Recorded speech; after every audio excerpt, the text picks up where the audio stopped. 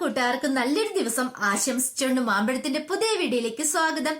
നമുക്ക് നേരെ ഗീതുവിന്റെ ഗോവിന്ദിന്റെ ഇന്നത്തെ നല്ലൊരു വിശേഷം കണ്ടാലോ. അങ്ങനെ ഇന്നത്തെ വിശേഷത്തില് അനാർക്കലിയെ കാണാണ്ട് ജയിലിലേക്ക് എത്തിയിരിക്കുകയാണ് രാധികാമ്മ. അങ്ങനെ രാധയെ കണ്ടതും അനാർക്കലി ഇങ്ങോട്ട് വന്നു. എന്നിട്ട് ചോദിച്ചു, അപ്പൊ എന്റെ ഡിമാൻഡൊക്കെ നീ അംഗീകരിച്ചല്ലേന്ന് ചോദിക്കുക. ഇത് കേട്ടത് ഒരു നിമിഷം രാധിക ഒന്നും മിണ്ടിയില്ല. പിന്നീട് പറഞ്ഞു, ശരി ഞാൻ അംഗീകരിച്ചെന്ന് പറയാ, നിനക്ക് ജീവിക്കാനുള്ള പണം അത് നിനക്ക് ഞാൻ തരൂന്ന് പറയാ. ഇത് കേട്ടത് അനാർക്കലി പറഞ്ഞു, എനിക്ക് അത് മതി, പക്ഷെ ഒരു കാര്യമുണ്ട്, നീ എനിക്ക് എത്ര രൂപ തരൂന്ന് ചോദിക്കുക. പെട്ടെന്ന് തന്നെ രാധികാമ്മയെന്ന് ആലോചിച്ചു, എനിക്ക് 1 കോടി രൂപ തരൂന്ന് പറയാ. 1 കോടി രൂപയാ? ഇവിടെ നിന്ന് ഇറങ്ങി കഴിയുമ്പോ കൊള്ളാം, നീ ഒരു കാര്യം ചെയ്യ, ആ പൈസ നിന്റെ മരിച്ചുപോയ ആദ്യ ഭർത്താവല്ലേ അങ്ങേരുടെ അവിടെ അങ്ങേർക്ക് കൊണ്ടേ കൊടുക്കാൻ പറയാണ്. രാധികമ്മയുടെ മുഖം അങ്ങോട്ട് മാറി. അല്ലെങ്കിൽ നിന്റെ മോന് നീ കൊണ്ടേ പിച്ചക്കാശ് കൊടുക്കാൻ പറയാണ്. നിന്റെ 1 കോടി രൂപ അല്ല, പിന്നെ നിന്റെ ഉദ്ദേശം എന്താന്ന് ചോദിക്കുകയാണ്. അനാർക്കലി പറഞ്ഞു, എനിക്ക് 10 കോടി രൂപ വേണം. ഞാൻ ഇവിടെ നിന്ന് ഇറങ്ങി കഴിയാൻ 10 കോടി രൂപ തരുവാണെങ്കിൽ കുഴപ്പമില്ല. അല്ലെങ്കിൽ ഈ അനാർക്കലി ആരാന്നറിയും. ഈ ജയിലിനുള്ളിൽ കാണുന്ന അനാർക്കലി ആയിരിക്കില്ല നിന്നെ പിന്നെ കാണുന്നേ, അറിയാലോ. പുറത്തിറങ്ങി കഴിയുമ്പോ എന്റെ മറ്റൊരു മുഖമായിരിക്കും നീ കാണാൻ പോണേന്ന് പറയാം. പെട്ടെന്ന് തന്നെ രാധികയുടെ മുഖം ഒന്ന് വല്ലാതായി. എന്ത് ചെയ്യണമെന്നറിയില്ല. രാധിക പറഞ്ഞു, അല്ല അത് പിന്നെ അല്ല നിനക്ക് ആലോചിക്കാനായിട്ട് ഞാൻ സമയം തരാം പറഞ്ഞു കേട്ടല്ലോ. രാധിക പറഞ്ഞു, ശരി സമ്മതിച്ചെന്ന് പറയണം. പിന്നെ ഒരു കാര്യം, ഇനി എങ്ങാനും കാല് വാരി എങ്ങാനും അങ്ങനെ വല്ല പ്ലാനും ഉണ്ടെങ്കിൽ ഞാൻ ഇവിടെ നിന്ന് ഇറങ്ങിയിട്ട് നേരെ പോകുന്ന എങ്ങോട്ടാന്നറിയായിരിക്കുവോ? ഗോവിന്ദന്റെ അരിയിലേക്കായിരിക്കും, മനസ്സിലായല്ലോ. അതോടുകൂടി നിന്റെ ആ രാജ്ഞിപ്പട്ടം അങ്ങോട്ട് പോകും, അറിയാലോ.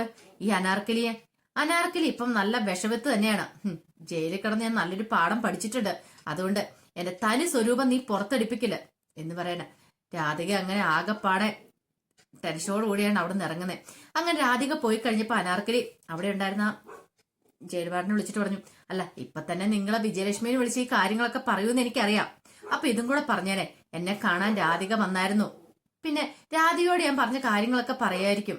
പിന്നെ വിജയലക്ഷ്മിയോടും കൂടെ പറഞ്ഞേരെ, എന്നെ നശിപ്പിച്ചാനാ ആരെ ഞാൻ വെറുതെ വിടാൻ പോകുന്നില്ല. എന്ത് ചെയ്യണമെന്ന് എനിക്ക് നന്നായിട്ടറിയാം. ഒറ്റ ഒരുത്തനെ ഞാൻ വെറുതെ വിടത്തില്ലാന്ന് അവരോടൊന്ന് പറഞ്ഞേക്കാൻ പറഞ്ഞിട്ട് അങ്ങോട്ട് കയറി പോവാണ്. അങ്ങനെ ചെന്ന് ജയിലിൽ കയറിയിട്ട് ഇങ്ങനെ അസ്വസ്ഥപ്പെട്ടിരിക്കുക. ഒരു ഫോട്ടോ ഉണ്ടായിരുന്നു, പഴയ ഫോട്ടോ, അതൊക്കെ എടുത്ത് നോക്കിക്കൊണ്ടിരിക്കുക.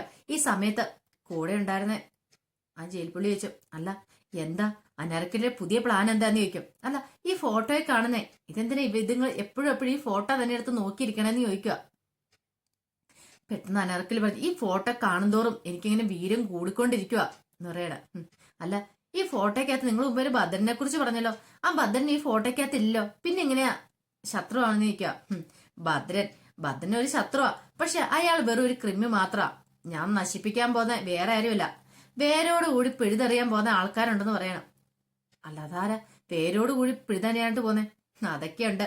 പെട്ടെന്ന് അവരുടെ മനസ്സിലേക്ക് വരുന്നേ ഗോവിന്ദന്റെ മുഖമാണ്. അറയ്ക്കൽ കുടുംബത്തെ ഞാൻ തകർത്ത് തരിപ്പണമാക്കും. ഇതെന്റെ ഒരു ശബ്ദമാ. ഞാനിവിടെ നിന്ന് ഇറങ്ങിയിട്ടുണ്ടെങ്കിൽ അതിന് വേണ്ടിയിട്ടായിരിക്കും ഞാൻ പ്രയത്നിക്കാൻ പോകുന്നത്. ഞാൻ ആരാന്ന് എല്ലാവരും അറിയാൻ പോകുന്നുള്ളെന്ന് പറയണം. അങ്ങനെ അനാർക്കലിയുടെ മുഖം കണ്ടപ്പോ തന്നെ ആ കൂടെയുള്ള അവർക്ക് വല്ലാത്തൊരു പേടിയൊക്കെ തോന്നി. കാരണം അമ്മാതിരിയായിരുന്നു അവരുടെ മുഖം ആ സമയത്തിരുന്നേ. പിന്നീട് കാണിക്കുന്ന ഗീതവും ഗോവിന്ദും കൂടെ ഹോസ്പിറ്റലിൽ നിന്ന് തിരികെ വീട്ടിലേക്ക് പോകണം. അങ്ങനെ പോകുന്ന സമയത്ത് ഗോവിന്ദ് എന്ത് ചെയ്യണം, ഒരു ഒഴിഞ്ഞ സ്ഥലത്തേക്ക് കൊണ്ട് വണ്ടി നിർത്തുക. അല്ല എന്താ ഇവിടെ നിർത്തിയത്, ഇറങ്ങാൻ പറയണം. അങ്ങനെ ഇറങ്ങി. അല്ല എന്താ നീ എന്റെ ഒന്നും മിണ്ടാത്തതിന് ഗീതനോട് ചോദിക്കാം. എന്തോ എനിക്കൊന്നും മിണ്ടാൻ ഇപ്പൊ ഇല്ലാന്ന് പറയണം. അതെന്താ, അല്ലെങ്കിൽ നീ ചെലവില്ലാന്ന് വർത്താനം പറഞ്ഞോണ്ടിരിക്കുന്നതാണല്ലോ, ഇപ്പൊ നിനക്ക് എന്താ ഒന്നും സംസാരിക്കാനില്ലെന്ന് ചോദിക്കാം. എന്തോ ഒന്നും പറയാനും കിട്ടുന്നില്ല. അതിന്റെ കാരണം എനിക്ക് മനസ്സിലായെന്ന് ഗോവിന്ദ് പറയാം. കാരണം നമ്മളിങ്ങനെ ഒഫീഷ്യലായിട്ട് കണ്ട് സംസാരിക്കുന്ന കാര്യങ്ങളും ഇങ്ങനെ പുറമെ പോകുന്ന സംസാരിക്കുന്ന കാര്യങ്ങളും എല്ലാം നമ്മുടെ സ്റ്റോക്ക് തീർന്നു. ഇനിയിപ്പൊ നമുക്ക് അല്പം സ്വകാര്യതയാ വേണ്ടേന്ന് പറയാം. ഇത് കേട്ടപ്പോൾ ഗിരി സ്വകാര്യതയാ എന്താ നിനക്ക് മനസ്സിലായില്ലേ?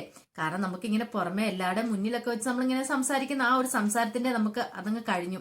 ഇനി നമുക്ക് സ്വകാര്യമായിട്ട് സംസാരിക്കാനുള്ള കാര്യങ്ങളോ ഉള്ളതെന്ന് പറയാം. അതിനിപ്പോ നമ്മൾ എന്ത് ചെയ്യും? അതിന് നമുക്ക് എന്തെങ്കിലും ഒരു വഴി കണ്ടെത്താന്ന് പറയാം. നീ കേറാൻ പറയാണ്. അങ്ങനെ ഗീത് കാറിലേക്ക് കയറുക. അല്ല ഗോവിന്ദന്റെ പരിപാടി എന്താന്ന് ചോദിക്കും. അതെ എനിക്ക് നിന്നെ കുറച്ച് സമയം തനിച്ചു വേണമെന്നറിയാം. തനിച്ചു വേണം? ഇപ്പൊ ഞാൻ തനിച്ചാണല്ലോ ഉള്ളേ. ഇങ്ങനെയല്ല. പിന്നെയോ? അല്ല ഇന്നലെയോ നമ്മുടെ നല്ലൊരു ദിവസം നഷ്ടപ്പെട്ടു പോയി, പക്ഷേങ്കിൽ ഇന്ന് അങ്ങനെ ആവരുതെന്ന് പറയാം. എനിക്ക് അറിയാലോ. പിന്നീട് ഗീതന്റെ കൈ പതുക്കി എടുത്തിട്ട് ആ കൈയിലേക്ക് ഉമ്മ കൊടുക്കുക. ഗീത ഒന്നും മിണ്ടിയില്ല. മൗന സമ്മതം അങ്ങനെയല്ലേ പറയാറെന്ന് ചോദിക്കണം. ഗീത ഒന്ന് ചിരിച്ചു. ദേ ഇങ്ങനത്തെ ചിരി ഇരിക്കില്ല, ഇതൊരുമാതിരി കൊലച്ചിരിയായി പോയെന്ന് പറയാം. പെട്ടെന്ന് ഗീതു അങ്ങ് ദേഷ്യം അഭിനയിച്ചു. ഇങ്ങനെ മതിയോന്ന് ചോദിക്കും. ഗോവിന്ദ് പറഞ്ഞു, ഇതേ വെറുതെ തമാശ കളിക്കാതെ, എനിക്ക് നിന്നെ വേണമെന്ന് പറയാം. ഇത് കേട്ടതും ഗീതു ചോദിച്ചു, അല്ല അങ്ങനെയല്ലേ ഞാൻ ഉദ്ദേശിച്ചേ, നമുക്ക് സ്വകാര്യമായിട്ട് കുറച്ച് സമയം സംസാരിച്ച് പിന്നെ നമുക്ക് റെസ്റ്റ് എടുക്കണമെങ്കിൽ റെസ്റ്റ് എടുക്കാൻ പറ്റിയ ഒരു സ്ഥലം വേണമെന്ന് പറയാം. ഇത് കേട്ടത് ഗീത് പറഞ്ഞു, അങ്ങനെയാണെങ്കിൽ ഞാൻ നമ്മുടെ ഗസ്റ്റ് ഹൗസിന്റെ കീ എടുക്കുമായിരുന്നല്ലോ എന്ന് പറഞ്ഞു. ഓ ശരിയാ, അന്നൊരു കാര്യം ചെയ്താലോ, നമുക്ക് തിരികെ പോയത് എടുത്താലോ എന്ന് ചോദിക്കാം. വേണ്ട വേണ്ട, ഇനി തിരികെ എടുക്കാൻ പോയിട്ടുണ്ടെങ്കിൽ നാണക്കേടല്ലേ, അവരൊക്കെ അറിയില്ലെന്ന് ചോദിക്കും. ഓ അത് ശരിയാ, അപ്പൊ ഇനി എന്ത് ചെയ്യും? ഒരു ഐഡിയ ഉണ്ട്, നമുക്ക് നമ്മുടെ റിസോർട്ടിലേക്ക് പോയാലോന്ന് ചോദിക്കുക. ആ കൊള്ളാം, ബെസ്റ്റ്. റിസോർട്ടിലേക്ക് പോയാൽ എങ്ങനെ ശരിയാ? അതെന്താ? റിസോർട്ടിലേക്ക് നമുക്ക് പോയാൽ നമ്മൾ എന്താ കുഴപ്പമിരിക്കണേ? ഒരു കുഴപ്പമില്ല, നമുക്ക് അങ്ങോട്ട് പോവാം, കുറച്ചേറെ റെസ്റ്റ് ഒക്കെ എടുത്ത് നമുക്ക് തിരികെ വരാന്ന് പറയാം. അങ്ങനെയെങ്കിൽ അങ്ങനെ രണ്ടുപേരും ആ തീരുമാനം എടുക്കുകയാണ്. പിന്നെ നേരെ റിസോർട്ടിലേക്ക് പോവാണ്. റിസോർട്ടിന്റെ താഴെ എത്തി കഴിഞ്ഞപ്പോഴത്തേനും ഗീതയോട് പറഞ്ഞതേ ഒരു കാര്യം ഞാൻ പറയാം. എന്താ? അല്ല, നമ്മൾ റിസോർട്ടിലേക്ക് ചുമ്മാ അങ്ങോട്ട് കയറി ചെന്ന് അവരെന്ത് വിചാരിക്കും? നമ്മൾ അവിടെ ചെന്ന് റൂം എടുത്ത് കഴിയുമ്പോഴത്തേനും അവർക്ക് എന്തെങ്കിലും സംശയം തോന്നില്ലേ നിൽക്കും. അതെന്താ സംശയിക്കുന്നേ? നമ്മുടെ റിസോർട്ടല്ലേ, പിന്നെന്താ കുഴപ്പമെന്ന് ചോദിക്കുക. അല്ല അങ്ങനെയല്ലല്ലോ, നമുക്കൊരു കാര്യം ചെയ്യാം, ഇൻസ്പെക്ഷൻ വന്നാന്ന് പറഞ്ഞാലോ? എന്തിനാ അങ്ങനെ കള്ളത്തരം പറയണേ? അല്ല, നമ്മൾ പെട്ടെന്ന് അങ്ങ് പോയി എടുക്കുമ്പോ ഒരു ചമ്മല, അവർക്ക് എന്തെങ്കിലും സംശയം, അവരൊക്കെയല്ലേ പെട്ടെന്ന് ഓരോ കാര്യങ്ങളൊക്കെ ചെകഞ്ഞ് കണ്ടുപിടിക്കുമെന്ന് പറയാം. ഓ അങ്ങനെ, ഇൻസ്പെക്ഷൻ വന്നാന്ന് പറഞ്ഞാൽ കുഴപ്പമില്ലോ, ഇൻസ്പെക്ഷൻ കഴിച്ചാലും വിശ്രമിക്കാനായിട്ട് റൂം. എങ്ങനെയുണ്ട് എന്റെ ഐഡിയ? ആ അത് കൊള്ളാം. അതെ അങ്ങനെ പറഞ്ഞാൽ മതി. എന്നാ ശരി, ഇറങ്ങാൻ പറഞ്ഞ് രണ്ടുപേരും കൂടെ അങ്ങോട്ട് ഇറങ്ങുവാണ്. അങ്ങനെ ഇറങ്ങി ചെന്ന് കഴിഞ്ഞപ്പോഴത്തേനും അവിടെ സ്റ്റാഫ് നിൽക്കുന്നുണ്ടായിരുന്നു. ഇവരെ കണ്ടത് ഓടി അങ്ങോട്ട് വന്നു. വരണ സാർ, വരാൻ പറയണ, എല്ലാ റൂമൊക്കെ സെറ്റ് ചെയ്തിട്ടേക്കോന്ന് പറയണേ. അതിന് ഞങ്ങള് വരൂന്ന് നിങ്ങളോട് ആരാ പറഞ്ഞെന്ന് ചോദിക്കണം. രാധികാ മാഡം വിളിച്ച് പറഞ്ഞിട്ടുണ്ടായിരുന്നു പറയണം.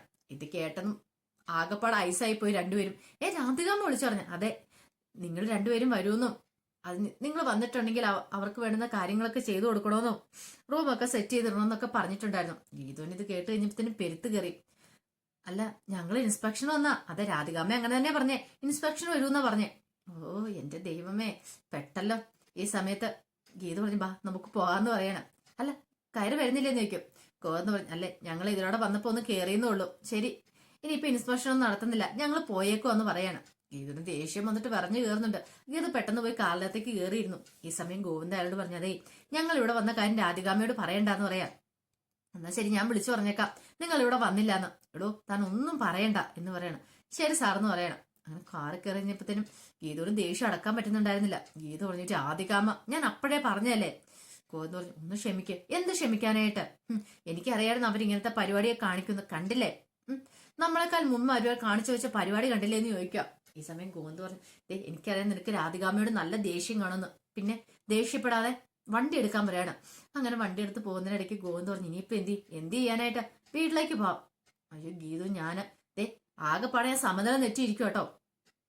സ്വസ്ഥമായിട്ട് സംസാരിക്കാനോ അല്ലെങ്കിൽ ഒന്ന് അടുത്തിരിക്കാനോ പോലും പറ്റുന്നില്ല. ഇത് എന്തൊരു ഗതികേടാ അത്. ഞാൻ എന്റെ ഭർത്താവിന്റെ അടുത്തല്ലേ, നാട്ടുകാരുടെ അടുത്തൊന്നും അല്ലെന്ന് പറഞ്ഞിട്ട് ഗീതു ഭയങ്കരമായിട്ട് ദേഷ്യപ്പെടുക. ഗീതു പ്ലീസ്, നീ ഇങ്ങനെ ദേഷ്യപ്പെടല്ലേ. ആകെപ്പാടെ നല്ലൊരു റൊമാൻറ്റിക് മൂഡ് വന്ന അത് മൊത്തം കളയല്ലെന്ന് പറയണം. റൊമാൻറ്റിക് മൂഡ് മിണ്ടരുത്, എനിക്കിപ്പോ റൊമാൻറ്റിക് മൂഡല്ല, എന്റെ സമനില തെറ്റിയിരിക്കുക, അപ്പോഴൊരു റൊമാൻറ്റിക് മൂഡെന്ന് പറയാം. പെട്ടെന്ന് ഗോവിന്ദ് പറഞ്ഞു, പ്ലീസ് ഗീതു എന്ന് പറയണം, നമുക്ക് സ്വസ്ഥതയോടെ എവിടെയെങ്കിലും കുറച്ച് സമയം ഇരിക്കാനായിട്ട് ഒരു സ്ഥലം, അതല്ല ഞാൻ ഉദ്ദേശിച്ചെന്ന് പറയണം. നീ ഇങ്ങനെ എന്നാ നല്ല സമയങ്ങൾ കളഞ്ഞു കുളിക്കല്ലെന്ന് പറയാം. പെട്ടെന്ന് ഗീത ഓർത്തു, അന്നിങ്ങനെയാണെങ്കിൽ സ്ഥലം ഉണ്ടെന്ന് പറഞ്ഞ. എവിടെ? എന്റെ വീട്. അത് കൊള്ളാലോ, കാരണം വിനോദ് ജോലിക്ക് പോയി തുടങ്ങി കാണും. അച്ഛനായിരിക്കും അമ്മയുടെ കൂടെ നിൽക്കുന്നത്, പ്രിയ മോള് വീട്ടിലും. അപ്പൊ വീട്ടിൽ ആരുമില്ല. ഇത് കേട്ടതും ഗോവിന്ദ് പറഞ്ഞു, പക്ഷെ ഒരു പ്രശ്നമുണ്ട്. എന്താ? വീടിന്റെ കീ ഉണ്ടോന്ന് ചോദിക്കും. ഓ അത് ശരിയാണല്ലോ, വീടിന്റെ കീ. ഗീത പറഞ്ഞു, അതോർത്ത് പേടിക്കണ്ട, കീ എവിടെയാന്ന് എനിക്കറിയാം. പതിവായിട്ട് ഞങ്ങള് കീ എടുക്കുന്ന സ്ഥലമുണ്ട് ചവിട്ടിക്കടിയില്, അവിടെ കീ കാണുമെന്ന് പറയാം. ശരി എന്നാ നമുക്ക് വിട്ടേക്കാന്ന് പറഞ്ഞ് അവര് പോവാണ്. പിന്നീട് കാണിക്കുന്ന രാധികാമ്മ ഭദ്രനെ കാണാനായിട്ട് വരുവാണ്. അപ്പൊ വരുണാണ് അവരെ കൊണ്ടുവന്ന് നിൽക്കുന്ന രാധികാമ്മനെ. വരുൺ എന്നിട്ട് മാറി കാറെ ചാരി നിൽക്കുകയാണ്. ഈ സമയം രാധികാമ്മയും ഭദ്രനും കൂടെ മാറി നിന്ന് സംസാരിക്കുക.